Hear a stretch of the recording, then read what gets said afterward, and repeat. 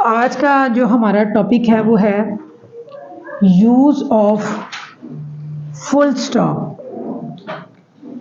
Full stop आप लोगों ने नाम यूज तो किया होगा, लेकिन ये क्या होता है? यूज ऑफ फुल स्टॉप का क्या मतलब है? ये आपका क्वेश्चन है जो टाइटल ऊपर दिया हुआ है। यूज ऑफ फुल स्टॉप का मतलब है फुल स्टॉप का इस्तेमाल। क्या है? फुल स्टॉप का इस्तेमाल। आपने किसी भी चीज को काम करने के लिए लेना है तो आपकी हेडिंग यही होगी कि use of stitching, use of cutting, use of reading, use of writing, कि आप इसका इस्तेमाल करने लगे। आप for example use of scissor, कि आप कैंची का इस्तेमाल कैसे करें, तो नीचे आप अपनी तरतीब बताना शुरू कर देंगे, ऐसे पकड़ें, ऐसे करें, ऐसे करें, ऐसे करें। तो ये छोटी सी हेडिंग है लेकिन आपके इस्तेमाल की है कि यूज ऑफ फुल स्टॉप। अब उन्होंने कहा फुल स्टॉप का इस्तेमाल। स्टॉप का इस्तेमाल का मतलब ये है कि आपने फुल स्टॉप को इस्तेमाल करना है, लेकिन कहाँ करना है? बच्चों को तो पता होता है कि फुल स्टॉप क्या होता है, आपको भी पता होगा, लेकिन आपको खास ये नहीं पता कि आपने कहाँ कहाँ उसे इस्तेमाल करना है। ठीक है, ये फुल स्टॉप का दायरा उसने बनाया हुआ इधर कलर करके, आपकी बुक पे बना हुआ है, ऐसे ही है। इसका मतलब ये है, ये फुल स्टॉप। ठीक है, आप कोई भी इंग्लिश के जुमले लिखते हैं, कोई बात करते हैं, जब इंग्लिश के हम सेंटेंस लिखते हैं ना, तो बेसिकली हमने पढ़ा था कि सेंटेंस क्या होता है, कि अपनी बात को सही तरीके से पूरा बयान करना, यही पढ़ा था ना। तो हम अब सोचते हैं कि बात का एंड भी तो होना चाहिए ना। हम बात रोक लेते हैं, मुंह से बोल रहे हैं तो बात रुक गई। जब आप कॉपी पे काम कर रहे हैं और सेंटेंस को लिख रहे हैं, तो आपने वहां पे भी अपनी बात को रोकना होता है। तो वहां पे रोकने के लिए क्या बॉर्डर लाइन लगेगी? जैसे I am a student, full stop. तो फुल स्टॉप का मतलब क्या हुआ आकिब?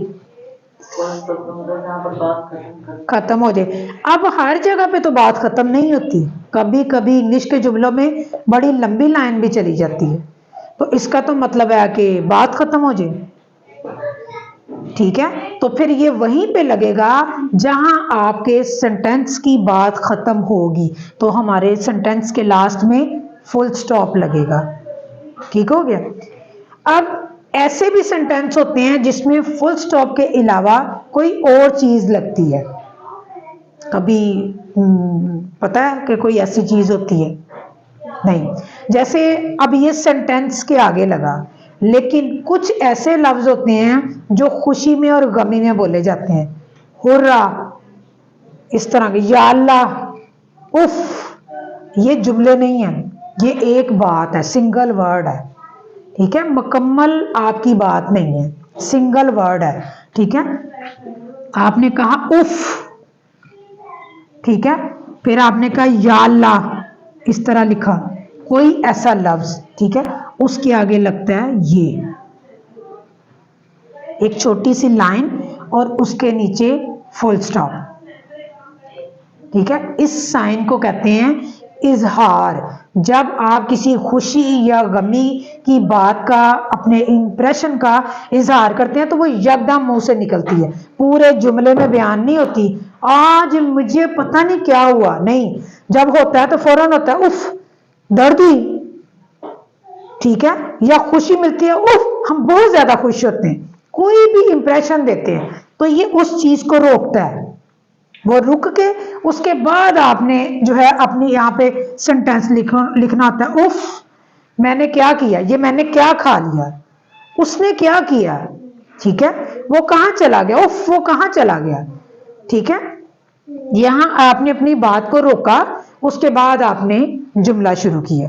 ठीक हो गया, तो ये उसका साइन है।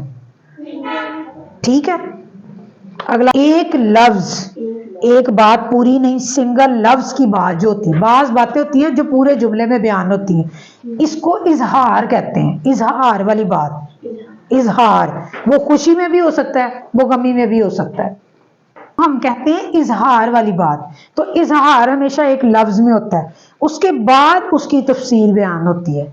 लेकिन होता है इजहार सिर्फ एक लफ्ज। तो इसका आपने नाम यही याद रखना है कि जो इंप्रेशंस होते हैं हमारे, इंप्रेशंस को कहते हैं इजहार करना, कि यानी हमारे फेस पे एकदम से खुशी आती है, एकदम से गमी आती है। तो जो अचानक से इजहार होता है उन लफ्जों के बाद सिर्फ ये वाला साइन आता है। ठीक हो गया। अब इसके आगे जो मेन चीज थी हमारी कि फुल स्टॉप आ गया। अब एक और सेंटेंस होते हैं, उनके लिए यूज होता है question mark. Question mark, question mark. अब क्वेश्चन मार्क का साइन क्या होता है? ये वो वाली चीजें हैं जो आपकी इंग्लिश के जब आपने कुछ लिखना होता है ना, तो इन चीजों के बगैर नहीं आप लिख सकते।